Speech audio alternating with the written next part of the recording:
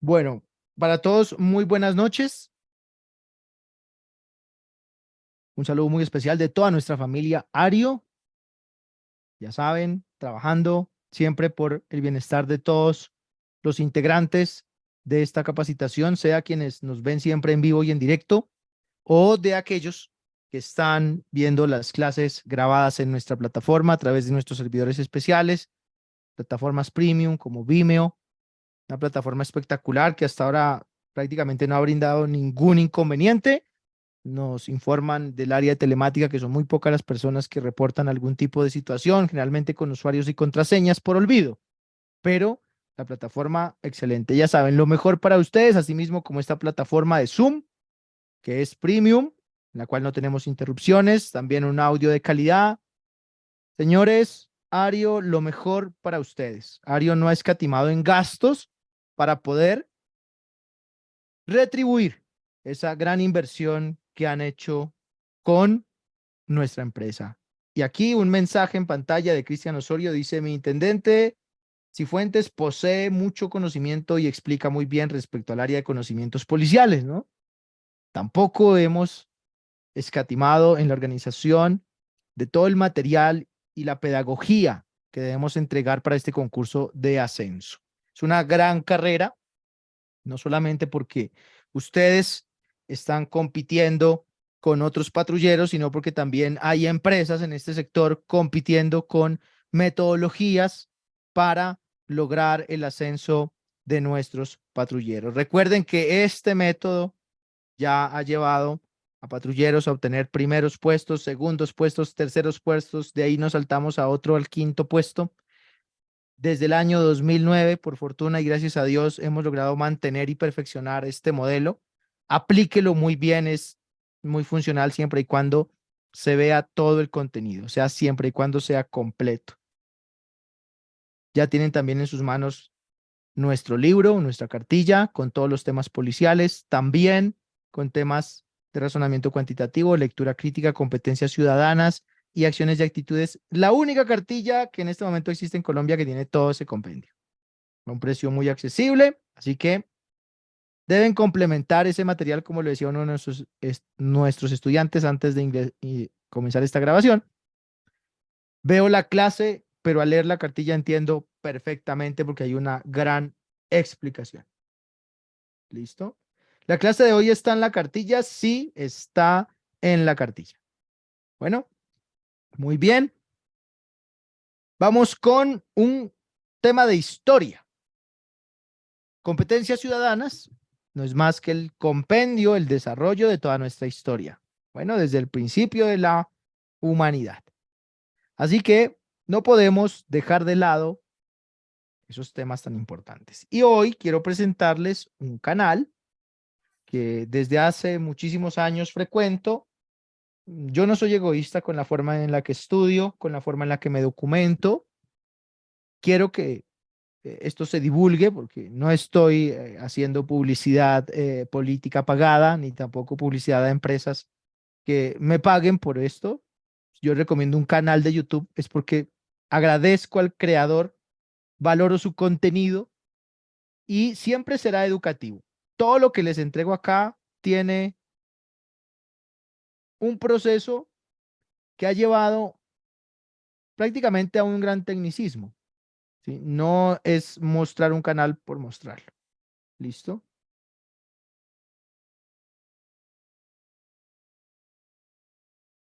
El canal se llama Raíces de Europa. Pueden tomar atenta nota del nombre, Carlos Subrayo, Raíces de Europa. Bueno, como verán, aquí estoy suscrito a este canal, ¿sí? Acá le pueden dar like también al video si quieren que aparezca más frecuentemente entre sus búsquedas. Así funciona el algoritmo de YouTube. Y una exposición de Guillermo Navarro sobre Karl Marx, el pensamiento y la influencia de este hombre en la sociedad contemporánea. Y este capítulo es muy interesante porque cuando yo lo vi hace algunos años, resulta que eh, este personaje le hace una remasterización, ¿no? al video. Incluye una temática, es que ya está aquí completa, porque no estaba de 1 hora, yo lo alcancé a ver nada más.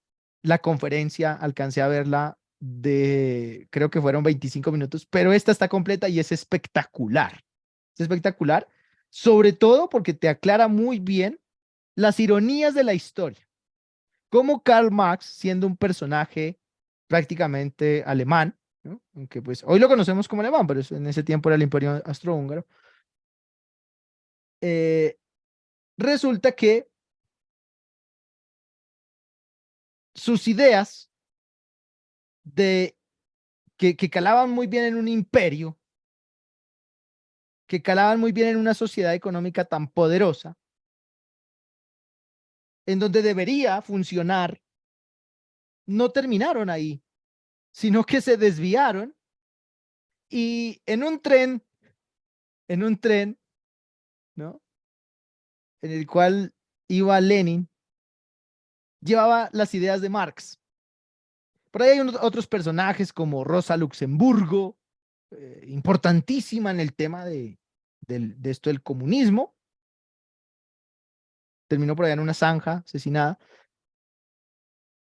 Y otros tantos que llevaron a cabo con las ideas de este personaje a la primera revolución fuerte comunista, que fue la de los mencheviques.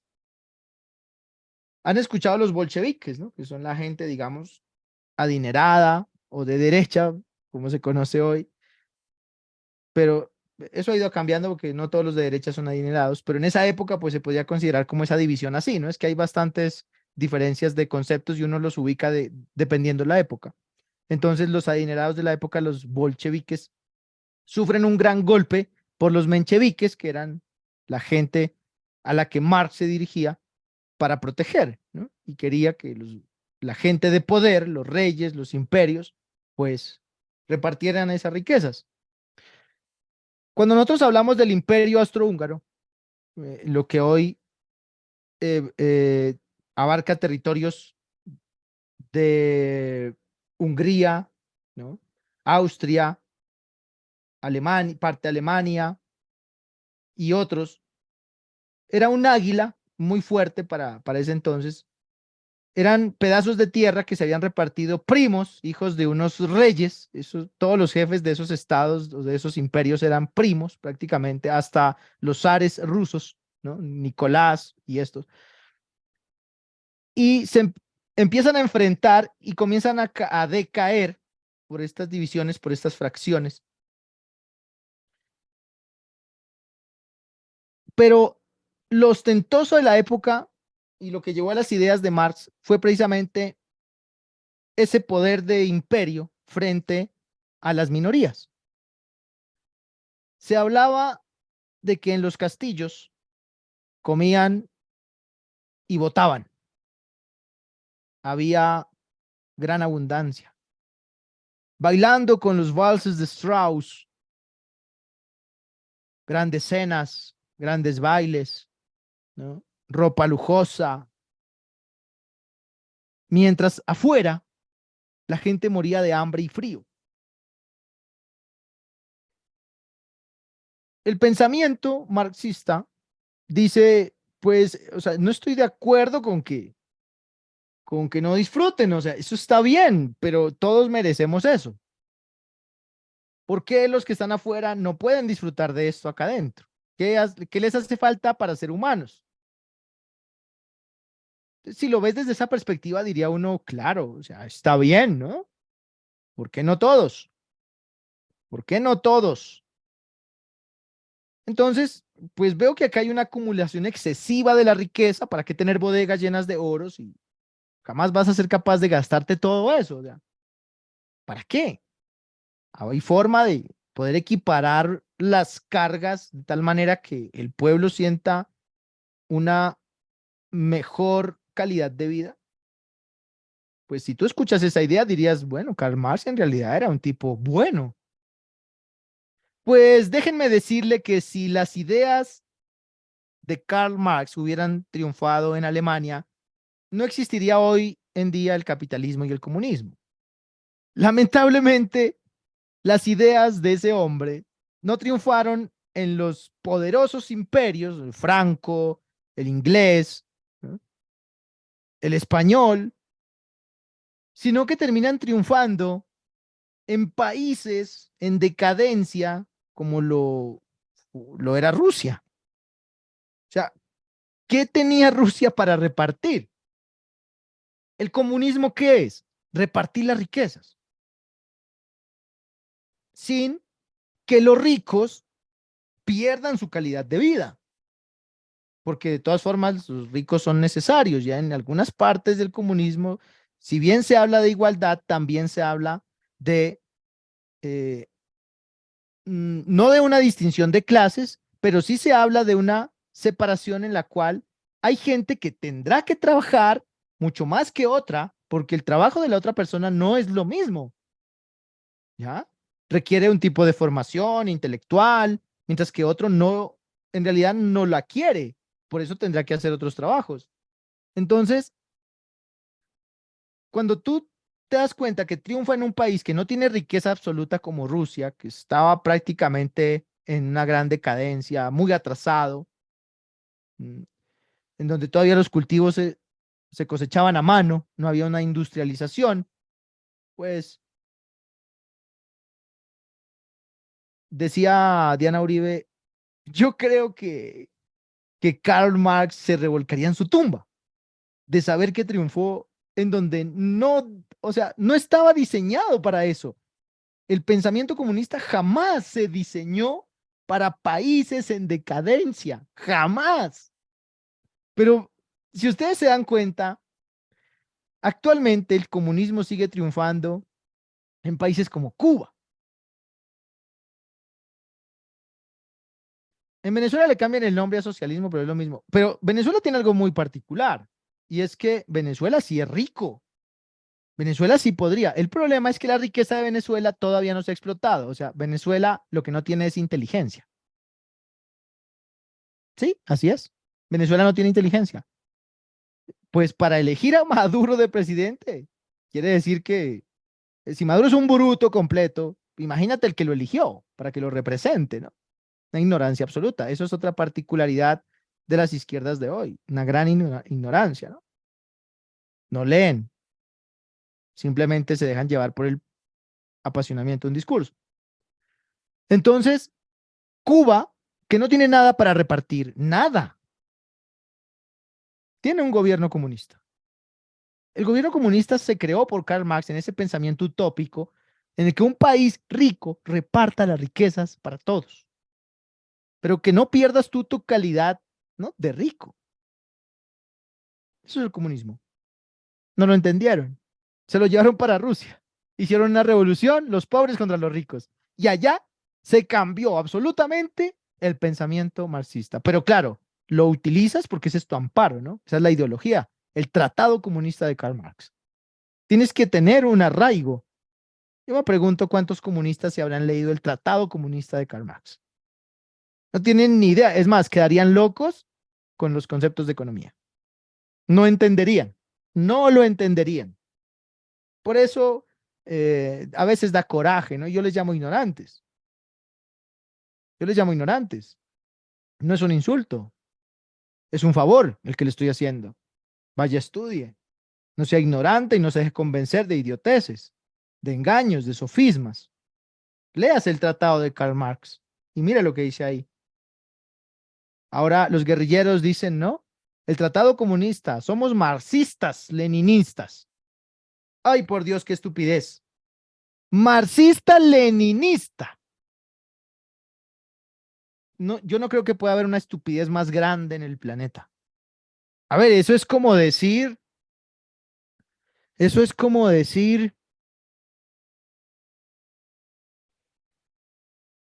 ¿a quién nos encontramos? Ya, lo tengo.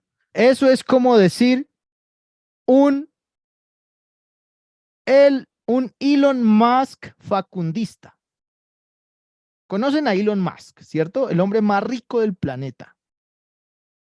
Y también han escuchado de Facundo Cabral, un artista que no quería riquezas, que le dieron unos discos de oro o platino y él los regalaba, los regalaba. Se los regalaba a los taxistas. Así, él hacía eso. Los discos de oro se los regalaba a los taxistas en donde él cogía la carrera y se iba. Jamás tuvo una casa, ropa muy poca, siempre vivía en hoteles. En alguna vez creo que tenía un Jaguar, un carro. Se lo regaló también a una pareja que vio en la calle porque él dijo, estoy perdiendo mi sentido, mi visión, yo no quiero riquezas aquí en este planeta, quiero felicidad, quiero alegría, quiero libertad. Algo muy diferente a lo que piensa Elon Musk. Elon Musk acumula bastante riqueza porque él necesita bastante dinero porque tiene que irse a Marte. Entonces, él necesita mucho dinero. Entonces, decir un Elon facundista son completamente contrarios, ¿ven? Lenin tenía un deseo de poder. Karl Marx renunciaba al poder. Lo que él quería era que no existiera esa autoridad sobre la economía, así al menos impuesta. Por eso quería esa igualdad, el comunismo. Es que si se cumpliera eso sería maravilloso, porque eso es un sueño utópico. Eso es un sueño utópico en el que tú puedas coger un crucero, tú puedas comer lo que tú quieras comprar. Cualquier ser humano lo pudiese hacer independientemente del trabajo que haga. Pues sería fenomenal que tú siendo un policía o siendo un barrendero puedas comprarte un tiquete a Miami e irte a Disney World y terminar de allá y llegar y seguir barriendo y seguir prestando seguridad. Eso es el comunismo. Hoy no funciona, no funcionó, nunca se adaptó porque los ignorantes como Lenin lo convirtieron en una revolución para invadir otros países, para esclavizar personas, para ser poderoso. Al final lo logró. El tipo era muy inteligente, pero era un gran ignorante en cuanto a los preceptos de Marx, porque realmente lo aprovechó a su acomodo. Y eso fue la idea que caló en otros estados. Mucha gente por eso defiende a Karl Marx por sus ideas, pero en realidad está tergiversado. No es lo mismo Karl Marx y su tratado de comunismo que las FARC. Por favor, eso es completamente diferente. Sin embargo, ellos se autodenominan, ¿ya? Ellos se autonombran marxistas-leninistas. Palabras textuales. Si Karl Marx supiera, de Diana Uribe, ¿no? Supiera que su tratado triunfó en Rusia, se revolcaría en su tumba. Y lo dice una historiadora colombiana de gran talante, no es cualquiera, ¿no? No es cualquiera Diana Uribe. Así que esta idea no sale de mí. Se la tomé prestada para explicárselas hoy. Ojalá también ustedes la tomen y se la lleven a los comunistas para que despierten de ese sueño, ¿no? De ese engaño y lean realmente. García Zuleta dice, voy a leer ese comentario, la verdad que muy desanimado por no haber pasado mi primer concurso. Gloria a Dios, cada vez que veo sus clases me animo y ya me veo como subintendente. Gracias a Dios, me lo bendiga de gran manera por el conocimiento. Ah, excelente, compañero. Muchas gracias, García, muy amable. Bien, vamos entonces a escuchar a este conferencista.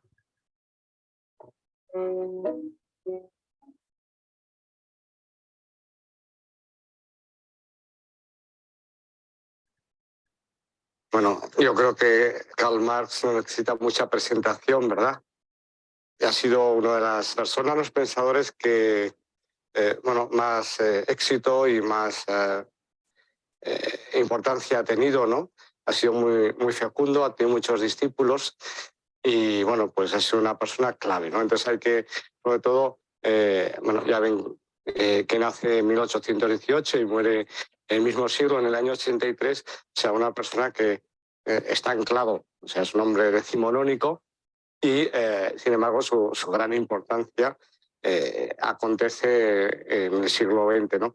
Todos cuando hablamos de Marx, en general, tendremos a asociarlo con la revolución soviética, ¿no? O sea, es más casi un ruso que en nuestra mentalidad, ¿no? En nuestro modo de acercarlo que un alemán, pero en realidad es un alemán. Y es una persona que no se entiende sin la filosofía alemana anterior y que, entre comillas, de ruso no tiene nada. O sea, es realmente una anécdota, una ironía del destino que la teoría marxista fuese vigente en Rusia y países aledaños, ¿no? Cuando, según su socialismo científico, pues solo en las polis, en los estados, en las naciones altamente, altamente avanzadas, ¿no? Con una tecnología donde el capitalismo ha triunfado de pleno y donde las condiciones de vida son extraordinarias sobre todo especialmente para los burgueses, pues en fin, ahí es donde supuestamente, científicamente, sí o sí, necesariamente iba a triunfar su planteamiento, ¿no? Y no pues en una Rusia pues rural, casi medieval en algunas de sus estructuras sociales, políticas. Bien, esto es así. En cualquier caso, ya en el siglo XIX fue una persona importante, si bien es cierto que si no hubiese acontecido la Revolución Rusa, pues posiblemente hubiese quedado en un pensador importante, pero secundario, ¿no? No en un primera espada. Hubiese quedado como lo que era en el siglo XIX, un pensador importante, un hegeliano de izquierdas, un seguidor de Hegel, del filósofo Jorge Guillermo Federico Hegel, ¿no? Pero, digamos, tras la muerte de Hegel, sus discípulos se dividen en dos bandos muy heterogéneos, tampoco es por generalizar, ¿no? Pero está la derecha hegeliana y la izquierda hegeliana, ¿no? La derecha hegeliana intenta salir al paso de la acusación que se le había hecho a Hegel de que su sistema era en realidad un gran ateísmo, era un panteísmo, luego todo es Dios, hasta la piedra es Dios. Bueno, esto es una simplificación burda de Hegel, pero en definitiva, la derecha hegeliana lo que intenta es, de alguna manera, compatibilizar el sistema de Hegel con el cristianismo, con el luteranismo y con, digamos, los desarrollos del Estado prusiano, ¿no? Digamos, son conservadores, por eso, en fin, se les llama derecha hegeliana, porque intentan, digamos, no hacer ningún tipo de revolución, sino decir, Hegel se identifica más o menos con nuestro luteranismo y se identifica también con los modos políticos prusianos, ¿no? Vigentes en Prusia durante el siglo XIX. Entonces, estos son básicamente los hegelianos de derecha, y los hegelianos de izquierda pues aprovechan algunas cosas de Hegel y dicen, no, por supuesto, Hegel nos lleva al ateísmo, entonces lo que tenemos que hacer es cambiarlo todo y, bueno, pues de alguna manera revolucionar las bases sobre las que se asienta la sociedad, ¿no?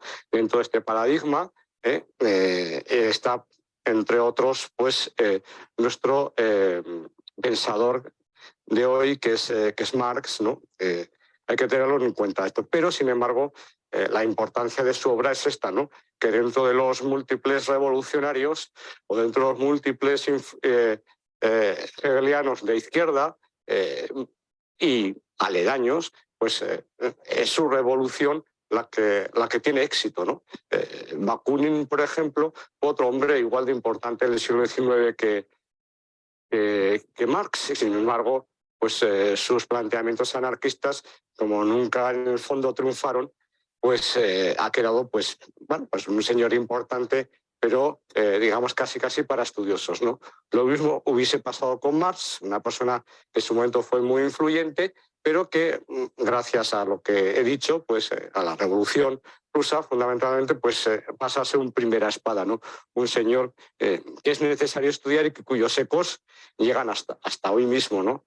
Hay cosas, ya veremos, que de Marx que obviamente no siguen vigentes y se ha desmontado el gran sistema marxista hace poco, ¿verdad? Con la caída hace 30 años del muro de Berlín.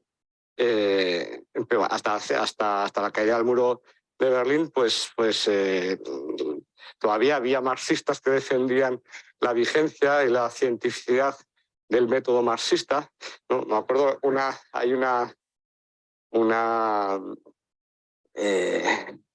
un programa de televisión, ¿no? de La Clave con José Luis Balbín, en el año 79, por ejemplo, en el que reunieron a primeras espadas como Roger Garaudí, que era un filósofo francés muy influyente, marxista. Estaba también Carrillo y otra serie de pensadores, en fin, como Bernard-Henri Lévy, otro filósofo francés, pues, que iba en contra del marxismo. Y ahí hay un debate todavía muy interesante, ¿no?, sobre la vigencia del método dialéctico, del método marxista para análisis de la realidad, ¿no? Penetró todo, o sea, el método marxista penetró no solo el ejercicio de la política, sino el ejercicio de la cultura, de la historia. Había que hacer historia desde el punto de vista marxista. ¿Qué significa eso? Bueno, pues lo vamos a ver, ¿no? Bien, en cualquier caso, primero unos breves datos históricos. Nace en 1818 en Treveris, en Renania, Alemania, muy cerca de Luxemburgo. Bien, pertenecía a una familia, como bien saben, de burgueses judíos. Burgueses judíos, su padre era abogado, bastante digamos, judíos culturalmente, ¿no?, pero bastante descreídos. De hecho, por las leyes de Renania, el padre de Karl Marx tuvo que renunciar a su fe, ¿no? Le dijeron a todos los judíos renanos, le dijeron, elige tu profesión o elige tu fe, ¿no? Y él, vamos, claramente eligió su profesión de abogado, ¿no? O sea, no era un fervoroso judío, ¿no?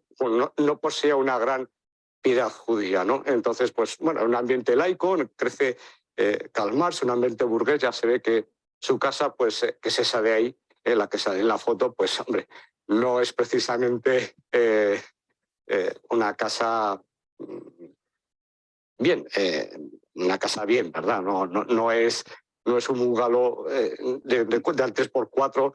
En fin, no pasó miseria el señor Karl Marx, al menos mientras le mantuvieron en familia, ¿no? Muy bien. En 1835 se traslada a la universidad, a Bonn, para estudiar Derecho. No le gustaba mucho la vida universitaria, le gustaba demasiado el derecho y se dedicó, pues, a la vida bohemia. De hecho, era codirector del club de bebedores de Treveris, ¿no?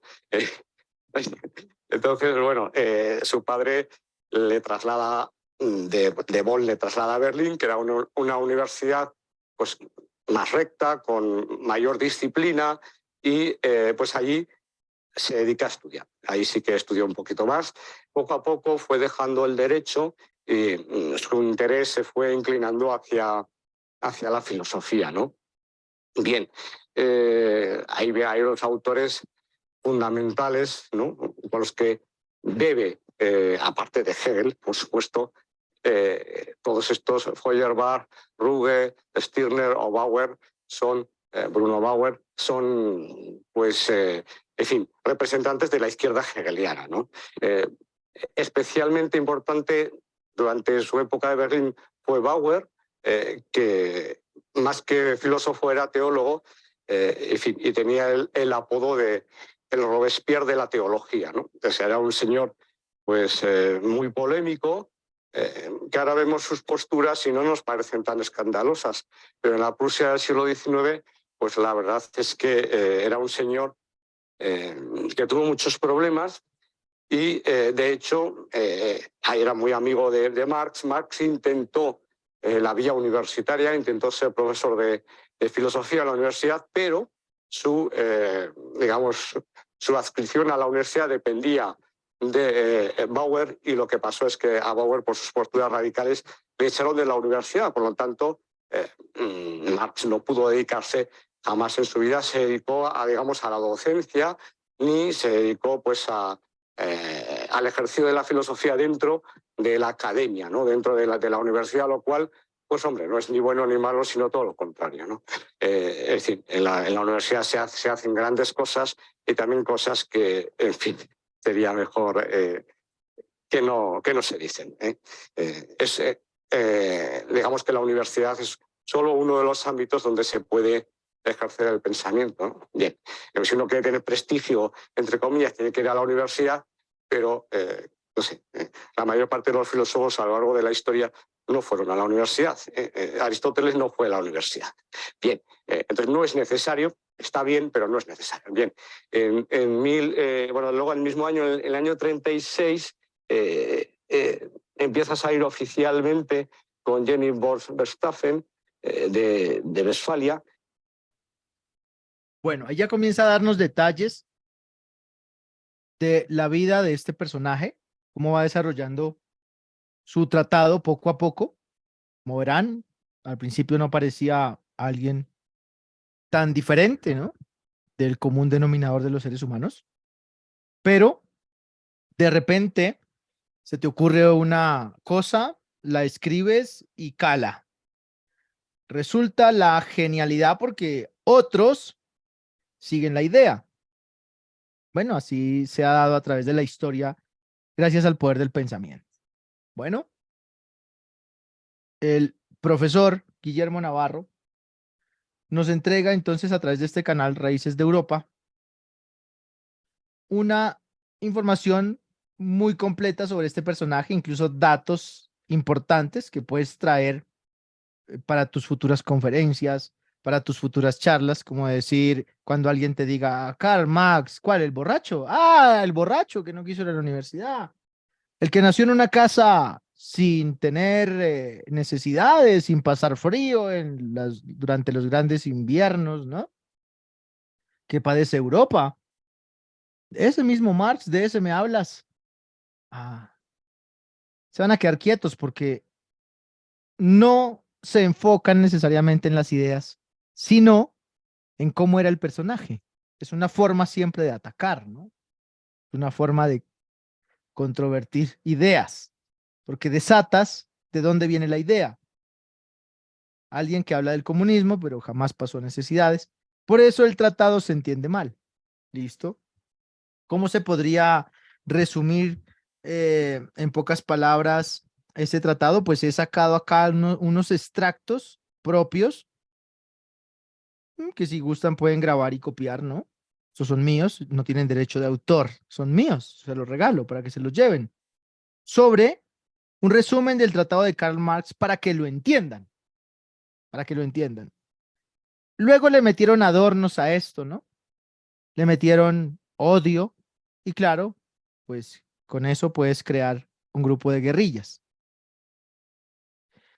El tratado más conocido de Marx, porque tiene otros, es el Manifiesto del Partido Comunista, publicado en 1848 y para que se guarden la fecha, 18, la mayoría de edad colombiana. 4 y 8 son números que vienen dados también con el 8. ¿Listo? 4 por 2, 8 y 8 por 1, 8. O 48 también puede ser una fecha importante para ti porque en el 45, 1945 se acabó la Segunda Guerra Mundial. 3 años después al 48, ¿no? Pero 100 años antes, porque acá es 1848. Construyes una idea a través de un número, lo relacionas con otras cosas y después jamás te olvidas. Así funciona. Y si le asocias sexo a esto, pues mucho más, ¿no? Asociemos sexo, ok. A los 18 años tenías una compañera, un compañero sexual que le gustaba la posición del 4 y lo hacías 8 veces al día. 1948, Tratado Comunista asociado a la memorización con el sexo. En algunos videos de los que están en las clases grabadas, he explicado cómo memorizar números con el sexo, ¿no? Asociando los números al sexo. Bien. En este documento, Marx y su colaborador Friedrich Engels argumentan que en la historia de la humanidad ha sido una lucha de clases, en la que los poderosos han explotado a los débiles. Argumentan que el capitalismo es un sistema económico en el que los propietarios de los medios de producción explotan a los trabajadores para obtener ganancias, lo que lleva a la desigualdad y a la opresión. Es muy real eso, ¿no? Pues, en la época era más, hoy en día existe, pero hoy en día los de la izquierda explotan y los de la derecha también explotan. En ese tiempo se hablaba de la del capitalismo como modelo, no se hablaba de derechas e izquierdas. Marx y Engels proponen que la única solución a este problema es la abolición del sistema capitalista y la creación de una sociedad comunista en la que los medios de producción sean de propiedad común y se distribuyan equitativamente. En esta sociedad los trabajadores serán libres y tendrán igualdad de oportunidades sin la opresión de la clase dominante. ¿En qué fallan entonces los gobiernos comunistas cuando se autoproclaman comunistas? Aquí, en que el comunismo no tiene gobierno. El comunismo es todo, para todos. No tiene que haber un presidente. No tiene que haber una clase dominante. No tiene que haber una clase poderosa. Los gobiernos comunistas tipo Cuba, pues no es posible que sean comunistas, ¿ya? Porque en el tratado comunista no debe haber opresión sobre el pobre. Sin embargo, después de que sube Castro, sacando al imperialista, al capitalista, usando el concepto comunista, es él quien se adueña del capitalismo. Es un ladrón del capitalismo. Convierte las entidades en propiedad del Estado, pero el dueño del Estado es él, o sea, el dominante es él. En un gobierno comunista no hay dominante, no hay poder absoluto. Todos, desde el político al barrendero, ganan lo mismo. Todo es de todos. El barrendero en cualquier momento podría coger la fábrica, él es dueño de esa fábrica, dueño de las ganancias del petróleo.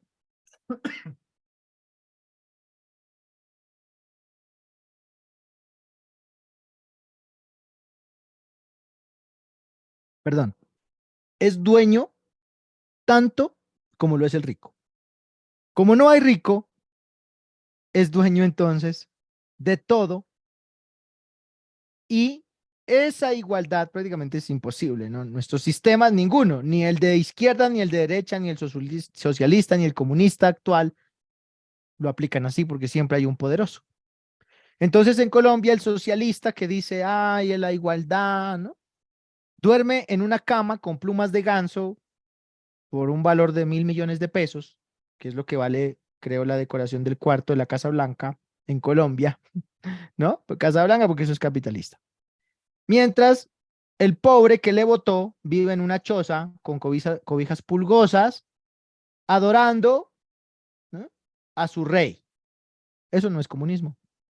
Eso no es socialismo. Es una mala interpretación de las ideas para favorecer al político. El ignorante tendrá que seguir siempre votando y creyendo que ha ganado algo. No ha ganado nada en realidad. Bueno, hay una pelea de clases todavía, claro. Pues, ¿cómo le puedes llamar a alguien que solo viaja en aviones, en helicóptero, pero que te sube la gasolina para que tú no viajes en tu moto? Pelea de clases, ¿no? ¿El comunismo qué busca? Que todo sea igual. O sea, si tú puedes viajar en helicóptero, yo también. Si tú puedes dormir en una cama de plumas de ganso, yo también. Si tú tienes un carro con escoltas, yo también. Cosa que no funciona en Colombia, ¿no? Porque Petro dice que el que compra un carro acaba la humanidad. ¿En qué será que se mueven los hijos y él entonces? O sea, a él no le gusta es que el pobre compre carro, porque cuando compra carro, compra libros. Y cuando compra libros, aprende y se vuelve inteligente y ya no se vuelve de izquierda, se vuelve de derecha.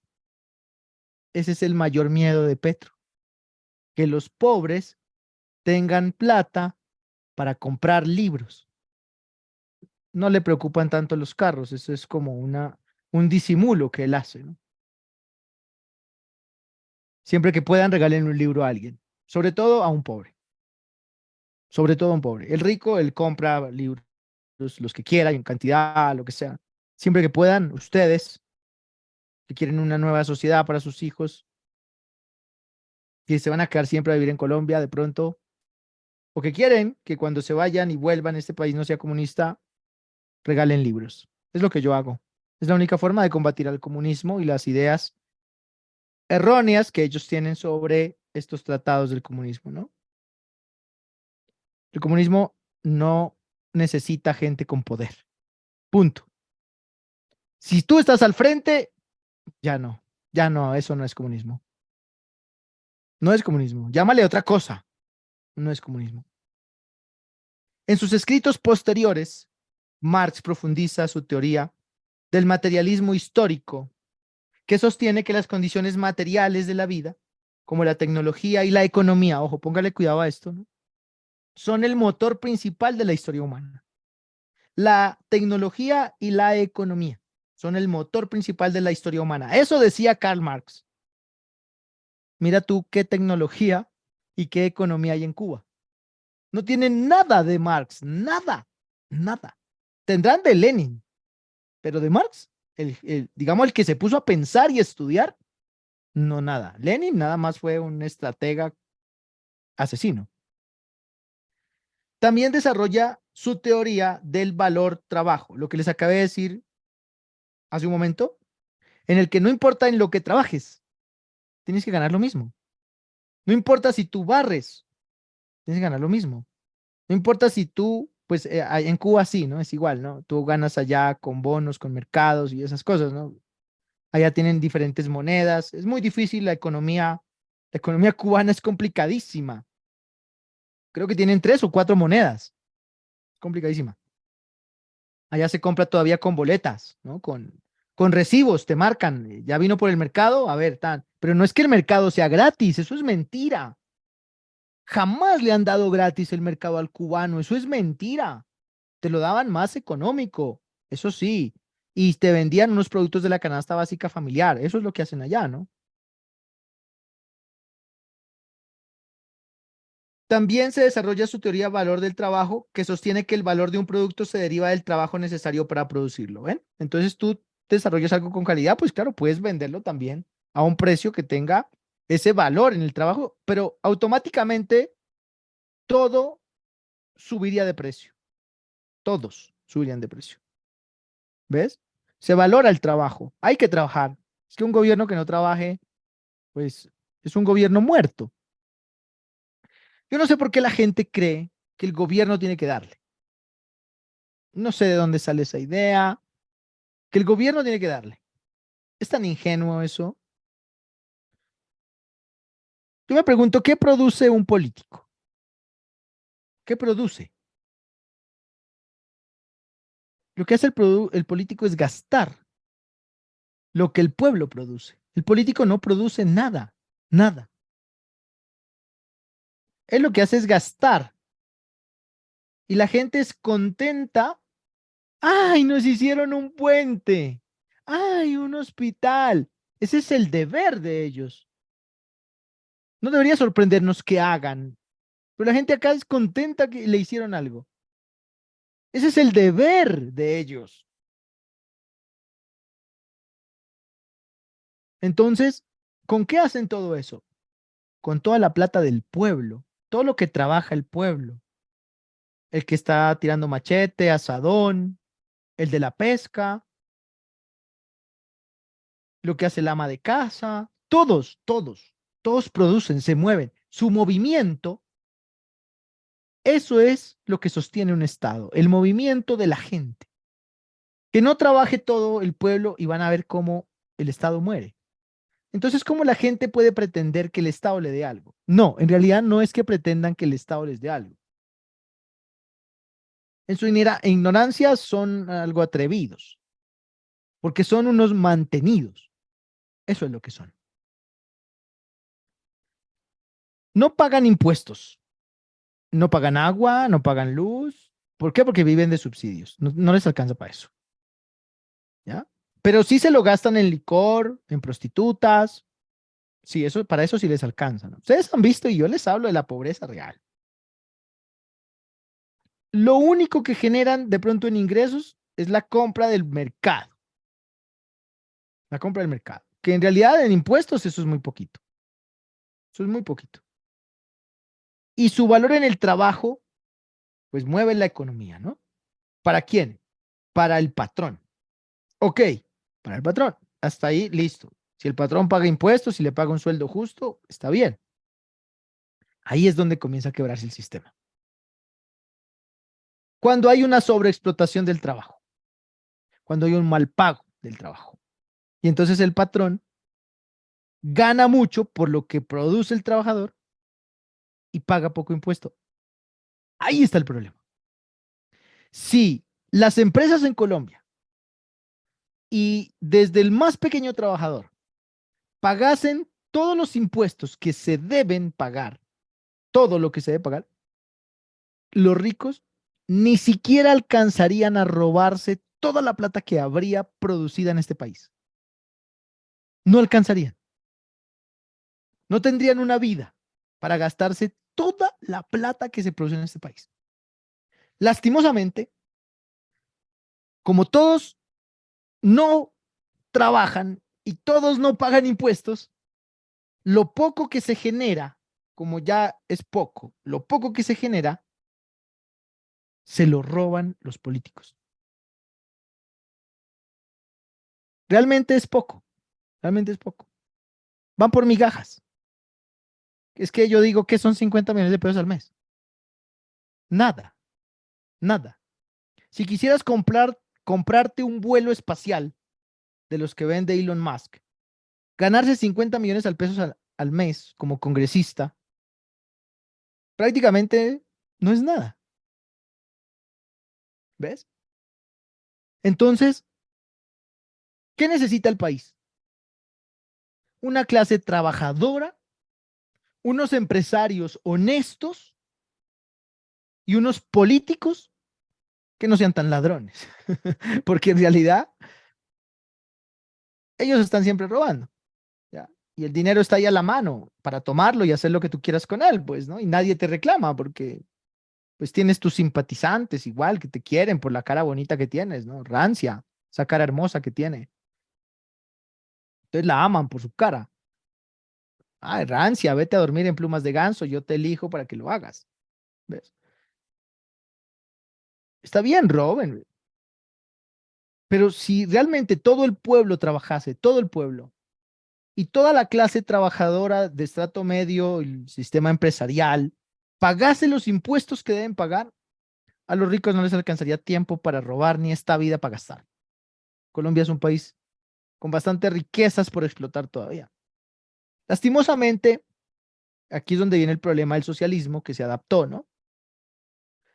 El que paga impuestos legalmente, el que le toca declarar renta, el que no evade, el que no roba, que está pagando trimestralmente su IVA, que así le toca a las empresas, ¿no? Trimestralmente Ario paga IVA. Nosotros pagamos IVA como por 34 millones de pesos trimestrales.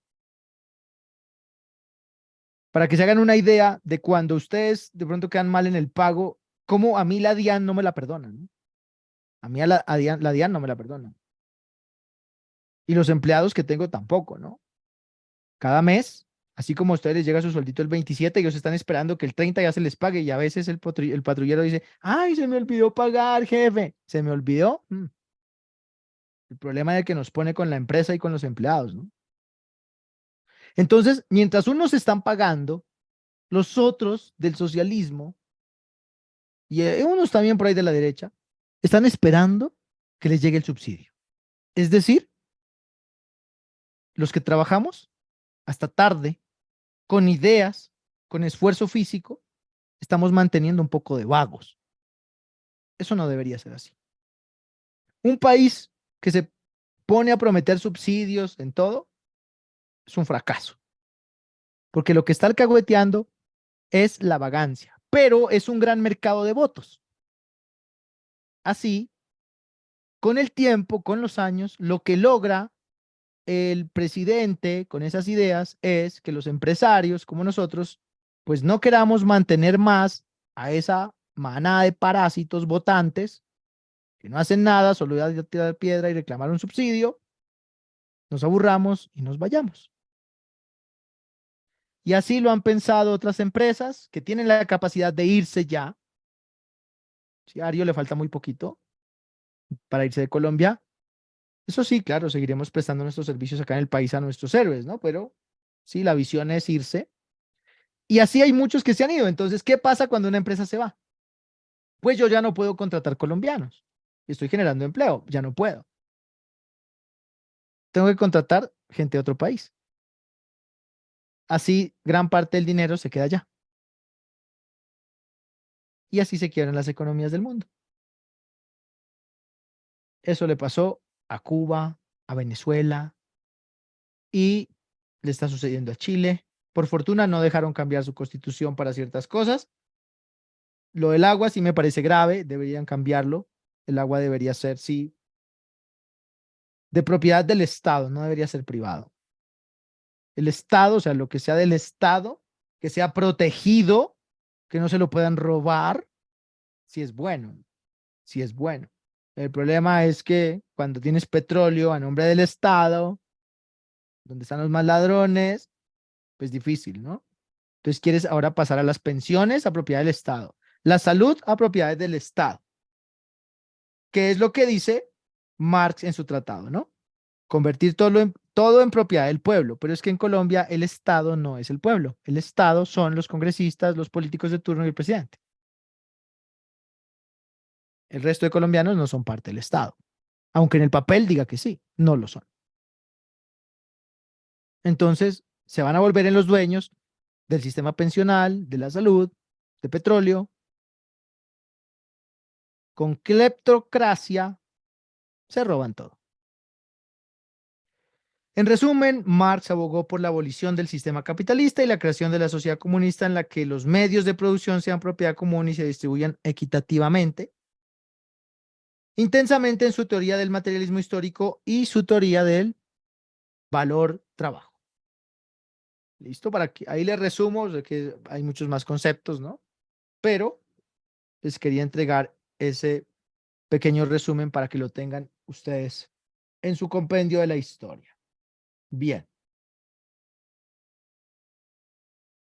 Retomamos con nuestra cartilla.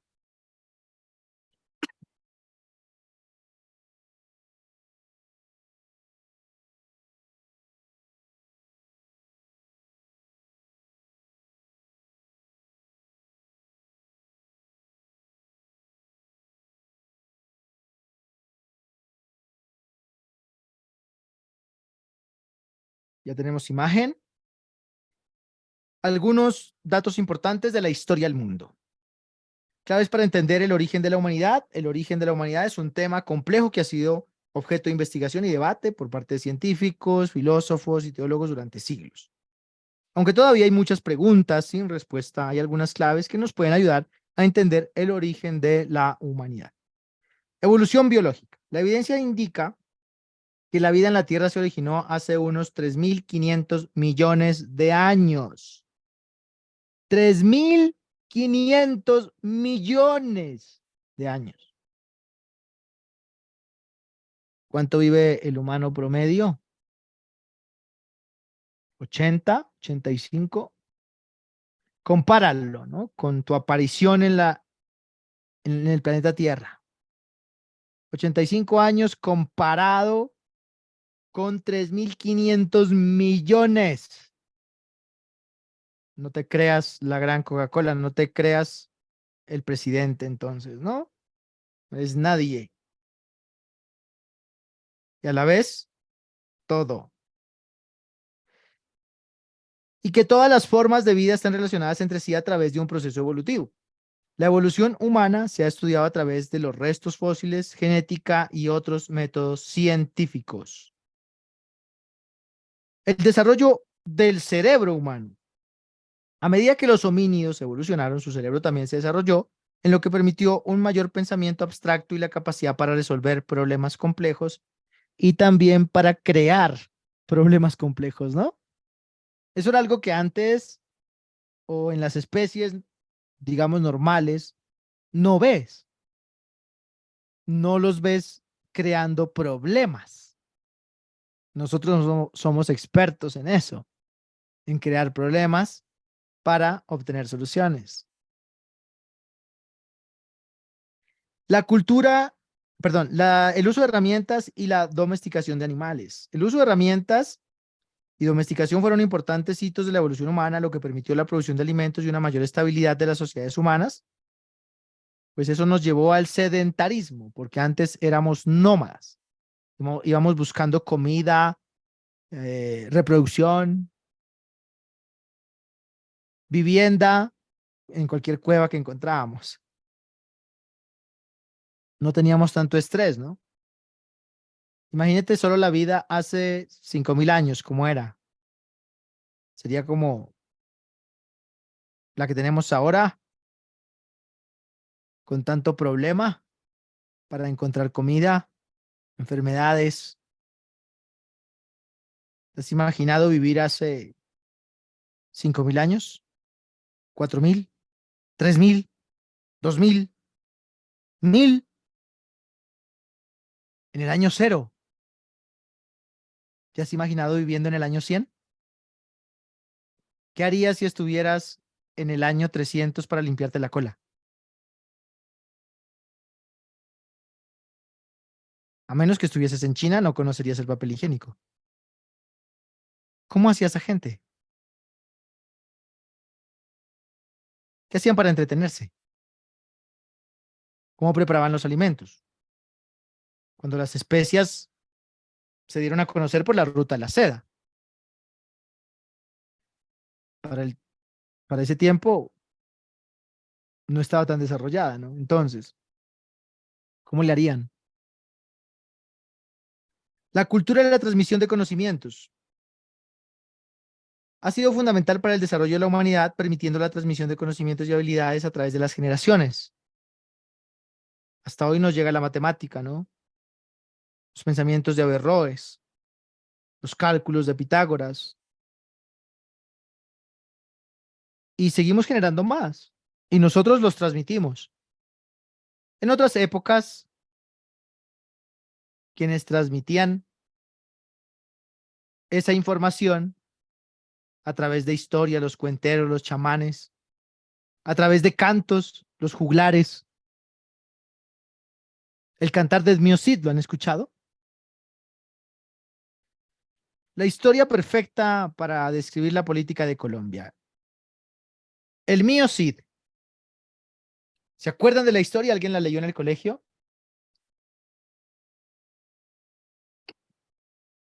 ¿Reconocen el nombre Rodrigo Díaz? Jason Rodríguez dice, yo la leí. Vamos a ver si la entendió así. Edwin Contreras también. Voy a activarles su micrófono ahora para que me digan si la entendieron así o no la entendieron de esa forma. Yo les voy a resumir lo que es el Mio Cid. ¿Ya? Era un campero, ¿ya? Un campero, campeador, guerrero, peleador, que para complacer a su rey le ofreció hasta las hijas, ¿no? Para que las casara y esa vaina. Y él era un lambón, un lamboncísimo. Hacía de todo por el rey. El rey lo mandaba a batallas y él iba obediente, muy contento. Y ya les voy a decir por qué les hicieron leer esto en el colegio. Porque él ahí es, wow, ¿no? El mío sí, oh, Rodrigo Díaz. No era más que un mandadero. Ese lambón, ese lambón que pretendía que el rey coma, cague y piche bien. Nada más. Y él estaba contento con eso. No importaba el desplante que le hiciera el rey. Él era feliz con que el rey estuviera contento. Díganme si los colombianos no son así con el presidente.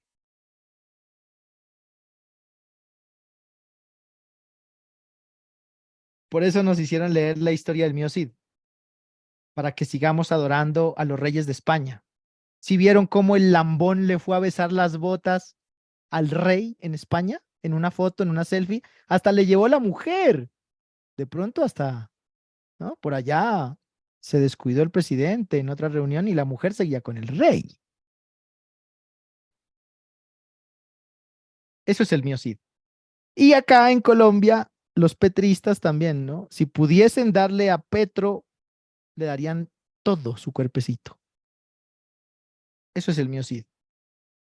La lambonería. Desde que el rey coma, piche y cague, para ellos todo está bien. Para Rodrigo Díaz, para el mío Cid, todo está bien. Y acá te lo presentaron como un héroe. Esa es la historia, esa es la historia.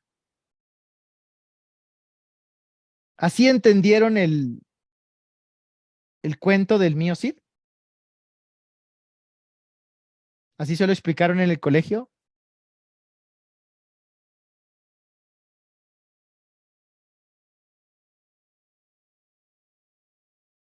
Pueden utilizar micrófonos. Están abiertos. Mi sargento, buenas noches, Dios y patria. No precisamente así como usted nos dice, mi sargento, con diferente ideología. Ok, con un pensamiento completamente diferente, ¿no? El que necesitan para la competencia ciudadana, ¿no? Pero la crítica tiene que tenerla. Así que, bueno, ahí tienen la historia del mío Cid. ¿Listo?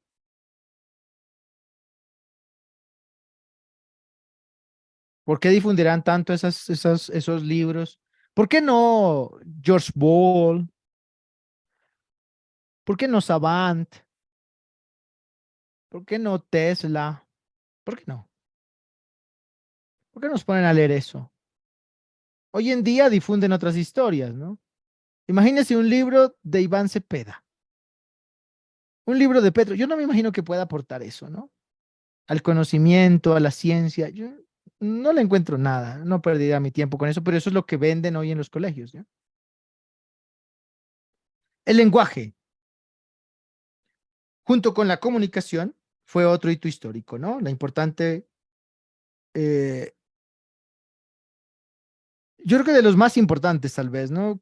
Pues sin el lenguaje, sin la comunicación, ¿cómo poder desarrollar tantas ideas?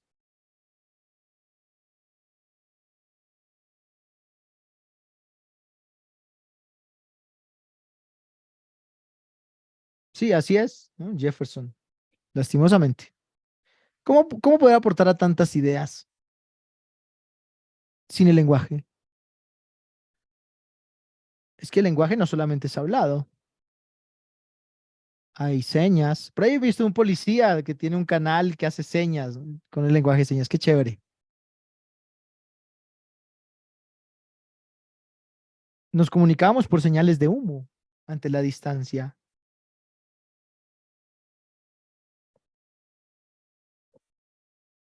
García Zuleta dice, el otro día estaba en la feria del libro y estaba el libro de Roy Barreras. No, y no, qué vergüenza. Eso ni para qué. No, no, no.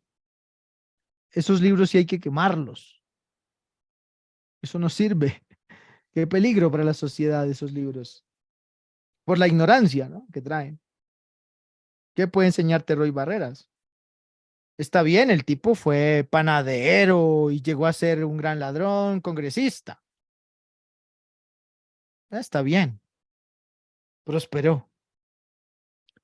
Se encontró una vez la policía se encontró un fajo una cantidad enorme de billetes en un maletín y dijo que era para los gastos diarios. Oiga, en Colombia, ¿cuál es el procedimiento cuando usted encuentra una gran cantidad de dinero?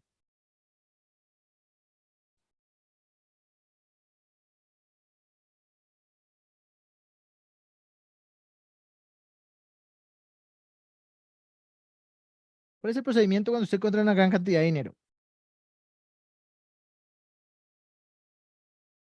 Tiene que reportarla, ¿cierto? Dejarla a disposición de la fiscalía, ¿no? Para que justifiquen de dónde sacó ese dinero. Pues este señor, a un coronel, Roy Barreras, a un coronel, le hizo pistola. Y el coronel, pues todo lambón, ¿no? Lambón, un lambón. Yo lo pongo a disposición de la fiscalía, me importa un carajo que usted sea congresista. De malas, como dijo Rancia, de malas. Trasládeme, pues. Pero su plata, entiéndase con el fiscal. Qué pena, señor. Pero él al coronel le dijo, ¿yo por qué tengo que esperar? Cogió su maletín y se fue, claro, con el miedo de que le descubran, ¿no? De dónde había sacado ese dinero. Uno no anda con fajos de billetes para el gasto diario. No sea estúpido, Roy Barreras.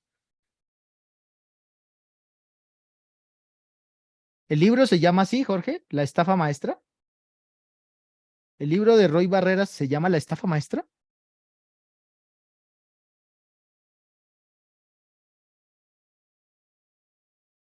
A ver, esperemos que me confirme acá.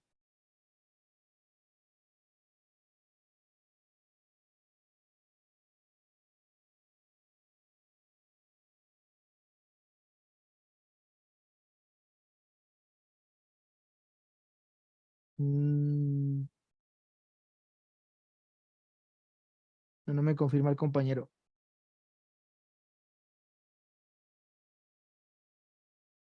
Ah, sí, me dice El verdadero estafador, así se llama el libro. Ah, bueno, porque la estafa maestra es un título que le dieron a una estafa que se dio en México por allá en los años 2012, ¿no?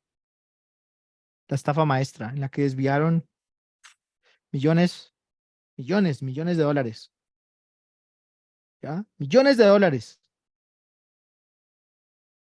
a través de universidades públicas. Eso fue tremendo. La estafa maestra se le llamó a eso. Eso se queda así, ¿no? Como en Colombia.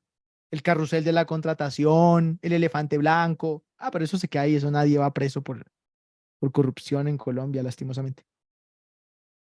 Ese delito como no existe. Bien, aquí tenemos otra información. Además de esos factores, también se han propuesto teorías que explican el origen de la humanidad desde una perspectiva religiosa o espiritual. Algunas religiones, por ejemplo, sostienen que la humanidad fue creada por un ser divino o que la vida humana tiene un propósito más allá de lo puramente biológico. Sin embargo, la teoría evolutiva, en la que cuenta con el mayor respaldo científico, según esa teoría, la evolución de los homínidos se produjo a lo largo de millones de años y dio lugar a distintas especies como el Homo habilis, el Homo erectus y el Homo sapiens, que es nuestra especie. Aquí hay un error. Algunos creen que nosotros venimos de esas especies. No es así. Habían diferentes especies de humanos. La que sobrevivió fue Homo sapiens, ¿ya? Entonces, en la teoría de la evolución hay un vacío, que es el eslabón perdido, en la que realmente no sabemos de dónde venimos, ¿ya? No se sabe de dónde viene el ser humano. No se conoce. Es un vacío en la historia. El día que se encuentre eso, realmente cambiará todo. ¿Listo? Esta evolución fue resultado de cambios en el medio ambiente, la alimentación, la anatomía, el cerebro de nuestros antepasados. En cuanto al origen de los seres humanos modernos, se cree que nuestros ancestros surgieron en África hace unos 200.000 años. La teoría como más convincente, porque allá es donde se han encontrado los fósiles, ¿no? Lucy, por ejemplo, que es uno de los más antiguos. Y pues, si venimos de África, evidentemente los primeros humanos tenían que ser negros. Por eso tan hermosa la raza negra, ¿no? Lástima que tengan un representante tan feo en la presidencia de Colombia. Me da realmente mucha pena por la raza negra, ¿no? Que tengan a rancia allá. No solamente es fea, es ignorante, que es lo más feo que tienen. Y el hecho de pretender ser de la alta cuando habla de la baja, de defender a la baja, pues no le queda, le queda. Se dice que a partir de ahí se dispersaron por todo el mundo. La evidencia genética sugiere que todos los seres humanos modernos compartimos un ancestro común que vivió en África hace unos 70.000 años. En conclusión, aunque el origen de la humanidad sigue siendo un tema de investigación y debate, la teoría evolutiva cuenta con el mayor respaldo científico y nos permite entender cómo hemos evolucionado como especie hasta ser lo que somos hoy en día. Vean, 70.000 años apenas, ¿no? De nuestros primeros ancestros encontrados en África. O sea, hace 70.000 años estábamos por allá en África recogiendo frutas y bayas y cazando con flechas y lanzas. 70.000 años. Ya éramos, ya éramos tipo sapiens. Hace 70.000 años. Es mucho tiempo. O sea, hagan la línea, ¿no? Mentalmente. 70.000 años. A ver, ubíquese. Hace 2.000 años estaban haciendo Jesús. Y Jesús ya nació en una sociedad algo avanzada, pero en realidad, si la comparas con la de hoy, pues no habían computadores, celulares, sistemas de transporte público. Imagínate hace de 70.000 años, ¿no? Pero ya éramos sapiens. ¡Wow! ¿Cómo se ha desarrollado el cerebro? ¿Qué nos estará llevando a desarrollar tanto el cerebro? ¿Será el esfuerzo? ¿El hecho de que cada vez lees más, evolucionas más? Sí. Es una teoría muy aceptada hoy en día, por los neurólogos sobre todo, que son los que más conocen de cerebro. Tal parece tal parece que tú, entre más estudies, más vas a poder heredar tus genes de conocimiento. Pues, como nosotros, siendo bebés, sabemos, ¿no?, sin tener esa conciencia plena, lenguaje, sabemos que la teta es la que produce la leche y es ahí donde tengo que pegarme. ¿Cómo sabemos que tenemos que llorar para pedir algo? Porque nuestros antepasados aprendieron eso y se lo grabaron tanto que se quedó ahí. Pues si nosotros como seres humanos hacemos eso con nuestros cerebros, de grabarnos tanta cosa y tanta cosa y tanta información y tanto dominio y manejo de algo, nuestros hijos van a heredar parte de ese conocimiento. Porque eso es en sí la evolución. Es decir, que si tú estudias bastante, también puedes tener unos hijos inteligentes. No va a ser posible que tus hijos sean brutos. Qué fortuna que antes de tener a mis hijos ya me había leído bastantes libros. ¿Será por eso que uno de ellos está estudiando física pura, el otro idiomas y la otra es una gran presentadora? Debe ser, ¿no? Debe ser. Tiene que atribuirse a eso. Tiene que atribuirse a eso. Estudien bastante para que tengan hijos entonces inteligentes. Lean muchísimo para que hereden sus genes de inteligencia y esos hijos de ellos sean todavía más inteligentes. Tienen que hacerlo. Tienen que estudiar por sus hijos, por el bienestar de la humanidad. No se limiten simplemente a lo que te entregaron en la escuela, el colegio y la universidad. Porque titularse es una cosa, estudiar es otra. Instruirse es otra. Todos son conceptos muy diferentes. ¿Listo? Uno va a la escuela, al colegio y a la universidad para obtener un título. Listo, eso lo puedes obtener. Pero pocos de los que van a obtener el título estudian.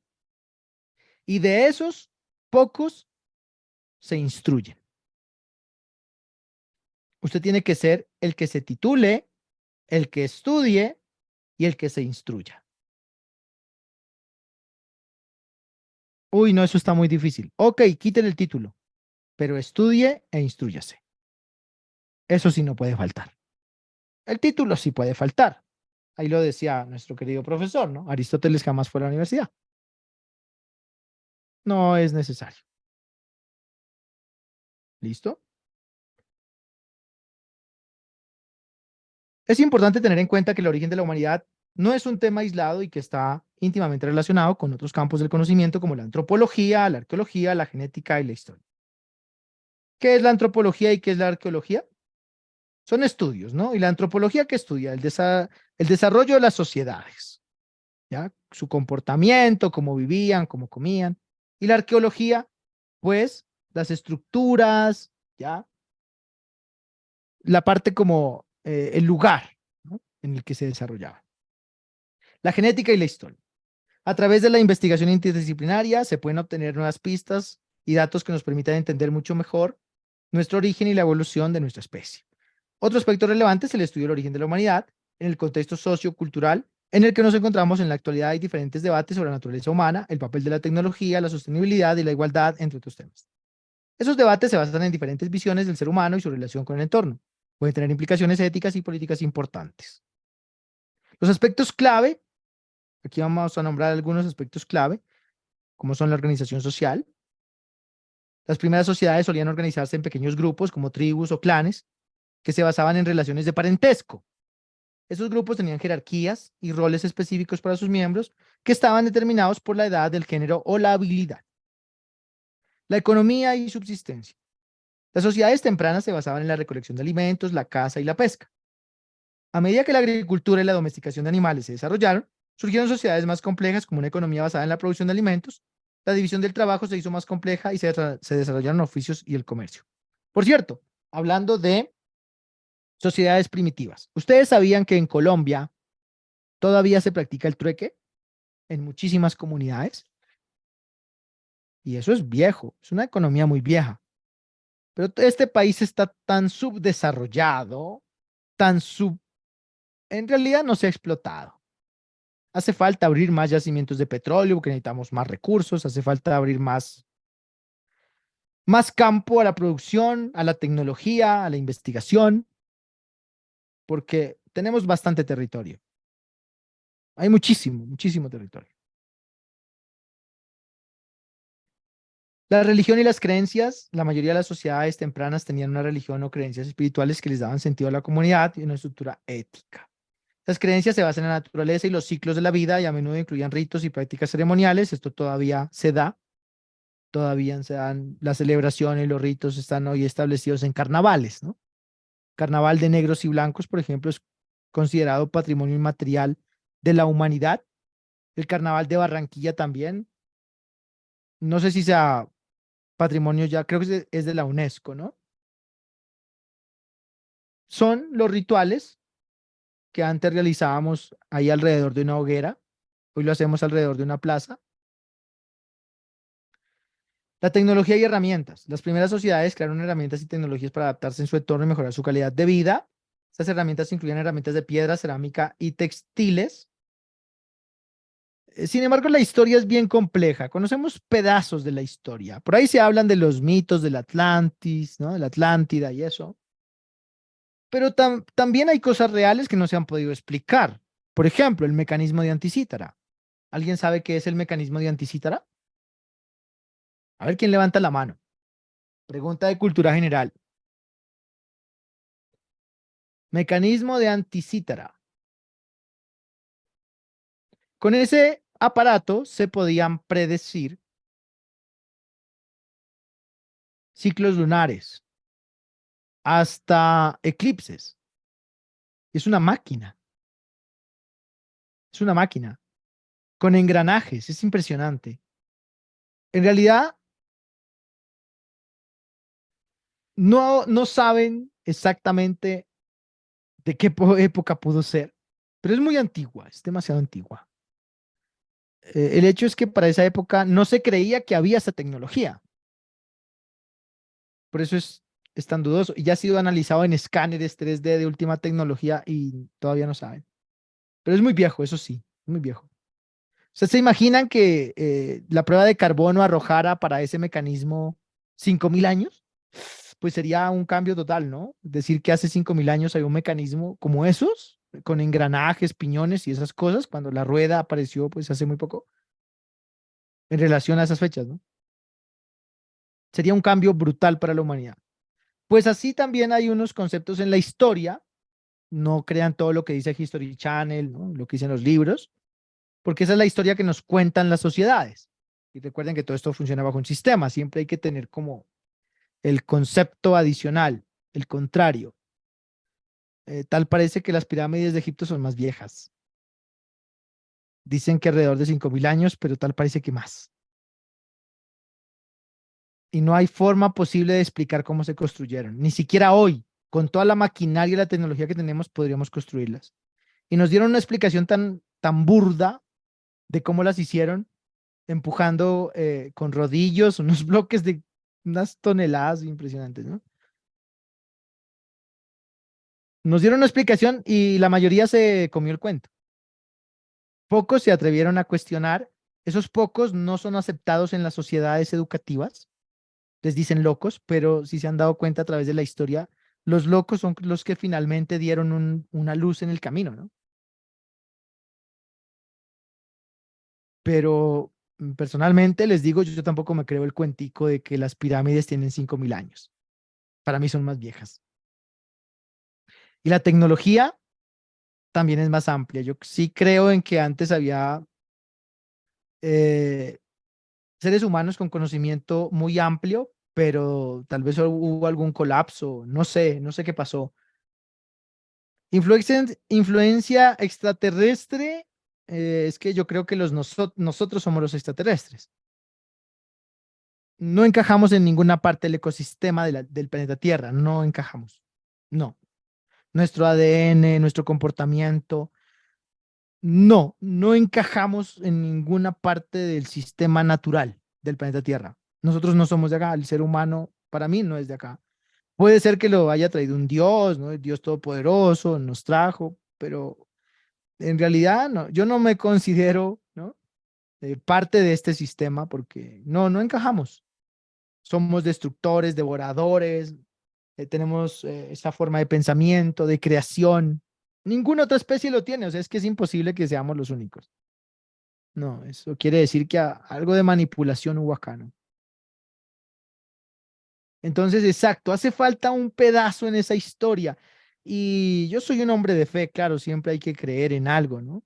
Siempre hay que creer en algo, en un Dios, en una fuerza sobrenatural, porque la existe, la hay, la hay, la hay. Los milagros existen, hay cosas que nos han explicado, eh, pero no soy de los que, digamos, se tiene que cerrar a un pensamiento, porque ustedes saben que el pensamiento científico no nos permitiría eso, ¿no? Tengo que ser muy amplio.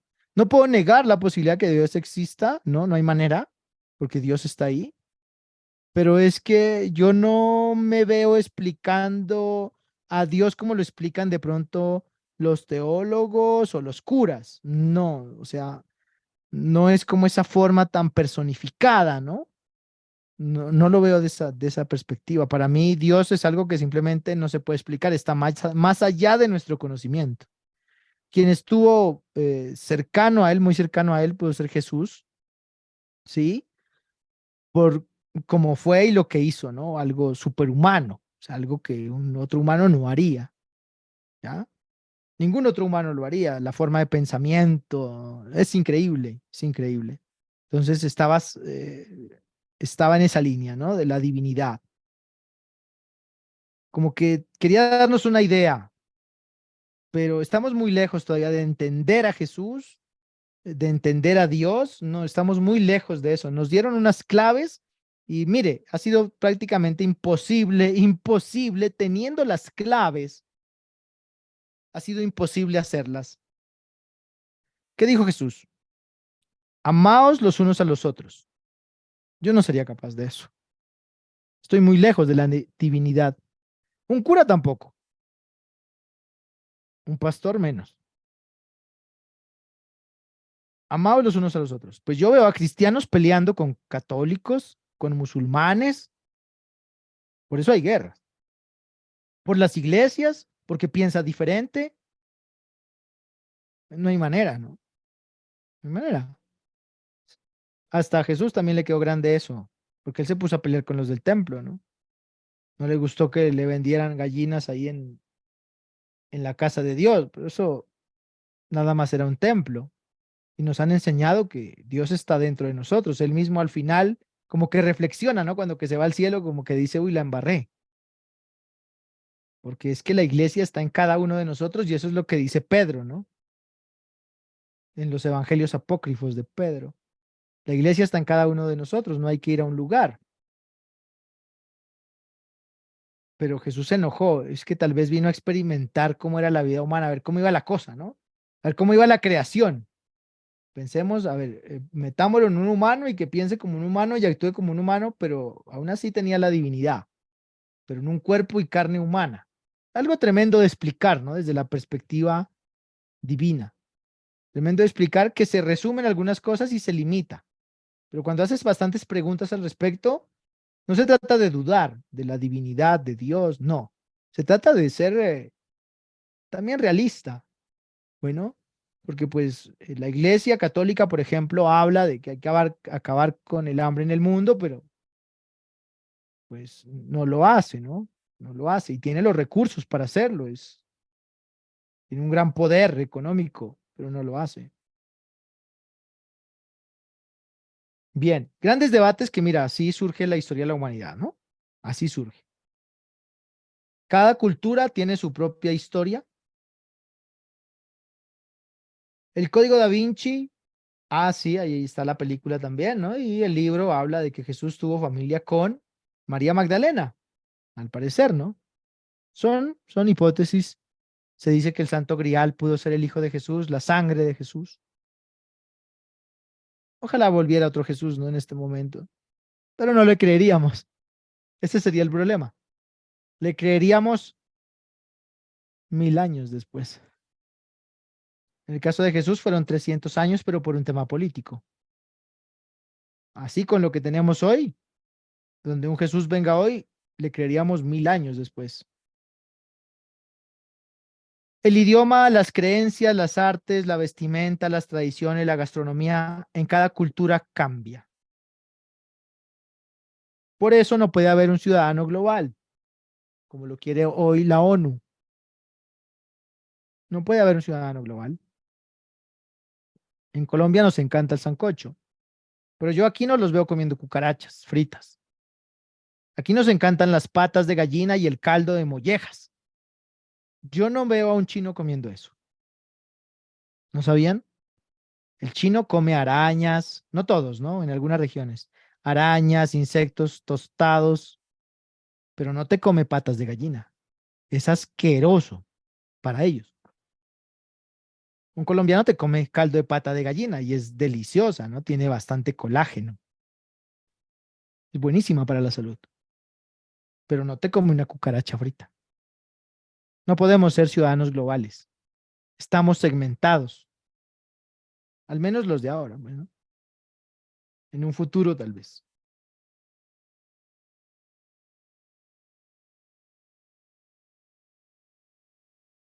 Mi intendente dice, Jefferson, hay cristianos que dicen que Jesús es Dios encarnado en su Hijo. Dios encarnado en su Hijo. Wow. O sea que Dios se enfurece. ¿Recuerdan el capítulo de la Biblia que dice que Jesús entró al templo y lanzó a todos los comerciantes a la calle? Cada quien hágase su idea, ¿cierto?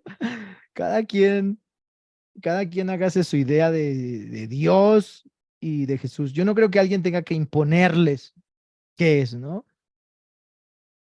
Más bien pretender pensar lo que ellos quieren. No tenemos esa capacidad para saber lo que Dios quiere. Creo que la Biblia y los textos religiosos del mundo buscan algo, buscan algo. Reflejar los pensamientos de hombres que han pretendido entender a Dios. Hay frases, hay palabras, hay parábolas hermosísimas, maravillosas. No solamente en la Biblia, las hay en el Corán. No todo, ¿no? No todo lo de la Biblia es bueno y no todo lo del Corán es bueno. ¿Ya? En el Corán por ahí dice que te esperan 100 vírgenes si te inmolas y cosas como esa. Si mueres por la causa de Dios, ¿no? Pues en la Biblia también dice que siendo una mujer, por tener la menstruación, eres impura. Así hay cosas que no encajan. Toma lo bueno de esos libros, ¿ya? Lo bueno de esos libros. Y no te dejes llevar como por un apasionamiento de una fe que sea de tipo doctrinal o, o secta, ¿no? Sectarial. Lleva el tuyo, porque si tú te encuentras con Dios, que es lo que se quiere, y te sientes bien, pues el resto estará bien. Ahora escuchar las palabras bonitas de los libros, no solo de la Biblia, de lo que sea, hay gente que escribe cosas maravillosas. Facundo Cabral escribe cosas espectaculares y no es Dios, ¿no? Ni fue iluminado por Dios, como los apóstoles, ¿no? Entonces, yo tengo esa visión de la religión. Alguien me decía, no, venga, necesitamos que usted nos dé unas clases de la fe, la hemos perdido, nos han engañado, nos estafaron con el diezmo, pero yo me considero alguien que intenta enseñar, pero no para que aprendas lo que yo sé, sino para que te descubras a ti mismo. Por eso yo les doy cómo he estudiado y cómo he aprendido. Pueden reconocer ese camino, pero tienen que crear el suyo. Tienen que tener una idea propia de la divinidad. Yo tengo la mía, ¿ya? Respeto la de los demás, no se meten conmigo, pues, ¿no? Pero soy un ser humano que tiene defectos, errores, un cerebro con 100.000 millones de neuronas que todavía es imperfecto, que a veces no controla sus emociones y de vez en cuando explota. Ante los ojos de Dios eso no está bien. pero no quiere decir entonces que no crea. Somos seres humanos y gracias a los errores estamos donde estamos. Y si no, pues, ¿qué sería de este planeta sin los errores, no? Si todo fuese perfecto. Qué vida tan aburrida. Los errores a veces le dan como ese valor, ¿no? A la vida, ese sabor, ese picante, ese interés por mejorar. Pues, si no, si todo fuera bueno, bonito y barato, esto no tendría sentido. No tendría sentido. Las guerras. Bueno, parte de la historia de esas guerras, las guerras púnicas, napoleónicas, bueno, las púnicas, entre Roma y Cartago, siglo III antes de Cristo, 300 años antes de Cristo. Duraron más de 100 años, hasta el 200. Fueron motivadas por la lucha por el control del Mediterráneo y terminaron con la victoria de Roma. Pequeños resúmenes, ¿no? Las napoleónicas. Napoleón Bonaparte, que se metía la mano ahí en el bolsillito de la camisa. Lideró varias guerras en Europa entre el 1799 y 1815, con el objeto de expandir el imperio francés. Fue vencido ¿en dónde? En Rusia, por el general Invierno, así también como fue vencido Hitler. Por el general Invierno. Rusia es difícil de conquistar, de manera. De manera. Ese invierno es muy duro. La Primera Guerra Mundial. Conflicto entre 1914 y el 18. Motivado por una serie de alianzas políticas y territoriales. Recuerden, las tres causas de la Primera Guerra Mundial fue la muerte del príncipe Gavrilo Princip, perdón, del príncipe, se me fue la paloma. Gavrilo Princip fue el asesino. Pertenecía al grupo terrorista serbio La Mano Negra. Gavrilo Princip mató al último sobrino de la dinastía austrohúngara,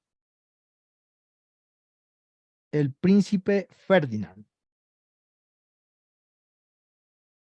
Y esa muerte de ese personaje desencadenó que el imperio austrohúngaro le declarara la guerra a Serbia, la segunda causa. Primero la muerte, después la declaración de guerra.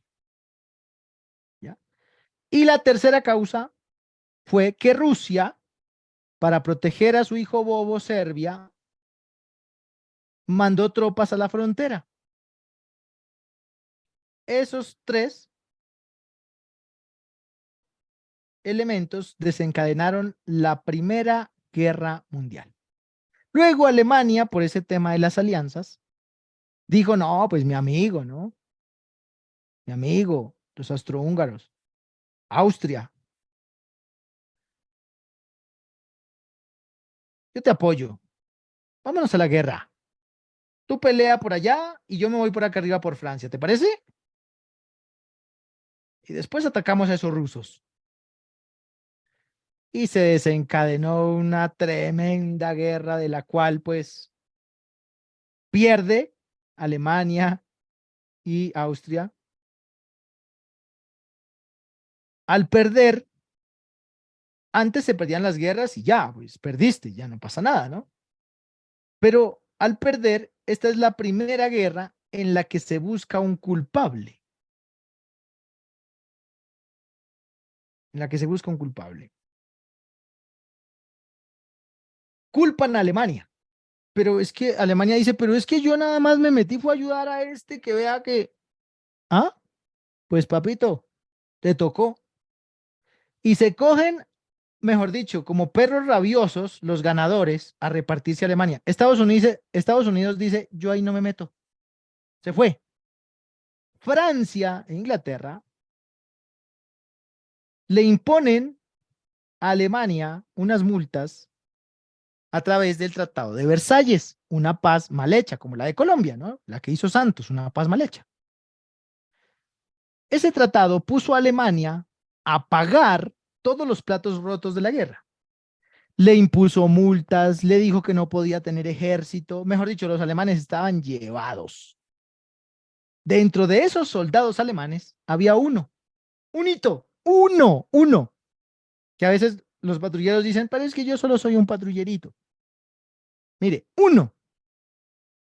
Ese cabito no se sintió conforme con la pérdida de la guerra y se metió en la política, el hijo de madre. Y por allá lo utilizaron los de un partido, lo mandaron a infiltrarse en el partido nazi. Y el tipo llegó allá y le gustó la vaina y se quedó. O sea, lo mandaron allá de infiltrado para que sacara información. Pero el tipo le gustó. Le gustó la ideología de los nazis. Y dijo, sí, la culpa es de los judíos y esto. Y ni mierda. Alemania no tiene por qué pagar nada más. Mónteme a mí al poder y yo les demuestro que no. Y así fue. Llegó a canciller, ya luego a Reich. Hizo un intento, ¿no? Estuvo preso, publicó su libro. Bueno, eso es tanta historia. Pero el hecho es que él llega al poder ya. Llega al poder, no paga las multas. ¿Y quién lo obliga, no? Venga, oblígueme, pues. Comenzó a crear su propio ejército, los alemanes, wow, o sea, se dispara la economía cuando creas ejércitos, por eso Estados Unidos es una potencia mundial por su ejército, porque cada vez que tienes un ejército tienes trabajo, así de sencillo, platica moviéndose. Y el tipo, ya poderoso, dice, bueno, me voy a ir por este ladito. A ver, Checoslovaquia, vámonos aquí, usted me las debía, usted me atacó a mí, ¿se acuerda que usted se puso del lado de ese ruso? Pues venga para acá, ahora sí, se las cobro. Entonces los demás decían, ay, ese Alemania está como pesadito, ¿no? Pero no, eso no pasa nada. Entreguémosle Checoslovaquia, cójalo. Cójalo, Hitler, no pasa nada. Hitler les dijo, bueno, me da Checoslovaquia y yo me quedo quieto. Como todo político mentiroso, descarado, se tomó Checoslovaquia. Y ahí cerquita, ¡pum!, se les metió a Polonia. Los polacos todavía estaban quedados en la Primera Guerra Mundial. Los polacos tenían caballos. Les faltaba era tener lanzas. Tenían caballos. Alemania lo volvió nada con sus Tiger, con sus tanques. Eso fue una matanza impresionante de caballos. Ahí sí, ahí sí. Cuando invadió Polonia, ahí sí dijo ya Inglaterra, no, yo esto no me lo aguanto. Y se metió a la guerra. Junto con Francia, pero no pudieron.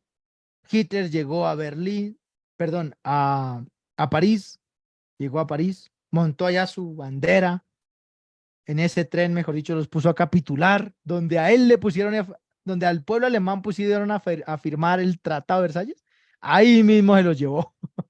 Venga, ahora sí, me entrega Francia, ¿no, mijo? Esto es mío. ¿Se acuerda? ¿Se acuerda lo que me hizo? Tome. ¿Sí ven cómo termina una paz mal acabada? Aquí cogieron a todos esos soldados, a todos esos paracos, para la cárcel. A todos los guerrilleros, libres. Eso va a terminar muy mal, pero muy mal. Demasiado mal va a terminar eso. Pero Petro ni Santos van a pagar, ni Uribe van a pagar los platos rotos. Lo van a pagar los ignorantes que se pusieron a votar por toda esa poca gente. Por ignorantes, porque jamás se leyeron la historia de la Primera y la Segunda Guerra Mundial, que fue producto de un maltratado. Ya saben entonces para dónde va Colombia, ¿no? La historia se volverá a repetir. Así de sencillo. Se repitió con Pablo Escobar y no aprendieron. Un narco en el poder. Y se repite cada año. Entonces, pues muchachos, uno toma decisiones para su vida, para su economía, para todo, basado en la historia. Así no comete errores.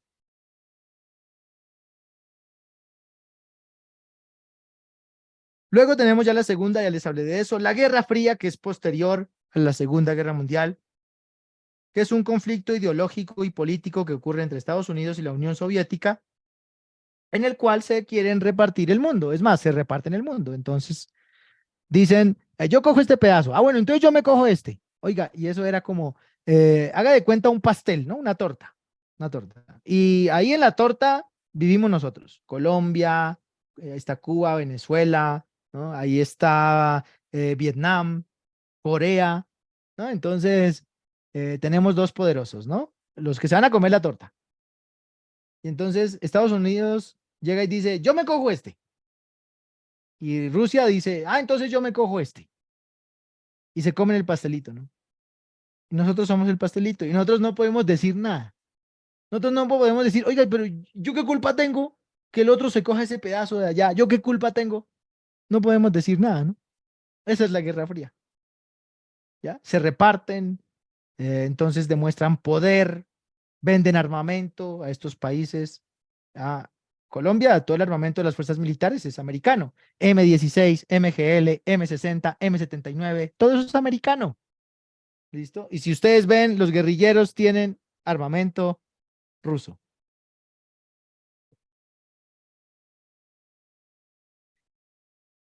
Luego viene la carrera espacial, ¿no? La carrera espacial. Dentro de esa Guerra Fría está el muro de Berlín también, que cae. Prácticamente ahí ya se termina, ¿no? La famosa cortina de cristal, cortina de hierro, perdón. La cortina de hierro. Porque los países hacen tratados. Dicen, no, no vamos a utilizar estas armas nucleares, el Tratado del Atlántico Norte, en fin. Pero eso al final, ya saben, tratados, eso no se respeta. Guerra en Siria, guerra en Libia, guerra en Sudán del Sur, la famosa guerra contra el terrorismo declarada por Estados Unidos después del 11 de septiembre, y dirán, ¿y eso qué tiene que ver con Colombia? Pues la guerra desatada después del 11 de septiembre en Colombia fue la famosa seguridad democrática. Uribe ganó en Colombia gracias a que tumbaron esas torres gemelas. Por eso llegó a ser presidente. Ya un poco más al respecto. Guerra en Ucrania desde el 2014. Muchos creían que eso es desde el 2022 porque apareció en RCN.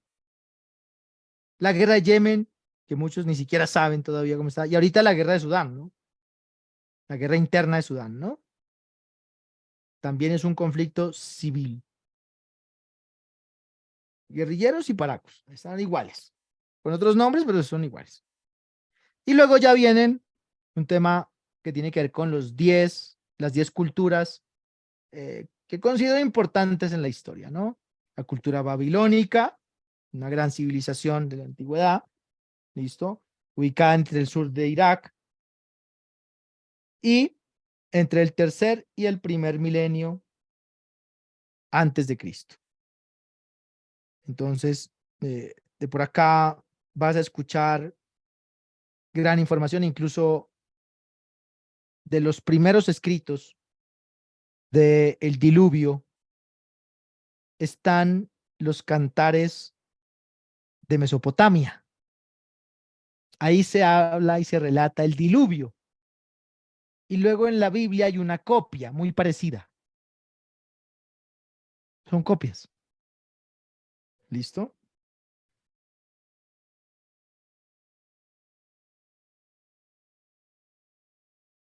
Al parecer, de los ríos Éufrates y el Tigris, que son los que bordean la gran meseta de Mesopotamia, produce o se eleva esa historia, ¿no? Del diluvio. Y ahí también está que se montan a un barquito para proteger a los animalitos, a las cabras, pero allá es más realista. Las casas están montadas como en barcas, así cuando se inunda, ellas flotan. Y la gente lo que hace es traer a sus animalitos, pero se llevan a uno de cada especie porque no pueden llevar todo. Entonces, un gallo y una gallina, ¿no? Una vaca, un toro, ¿sí? Cabra macho, cabra hembra. Es un poco más realista, ¿no? Que llamar a todas las especies y meterlas en un gran barco pues ya esto está en cuestión de fe, ¿no? El que quiera creer.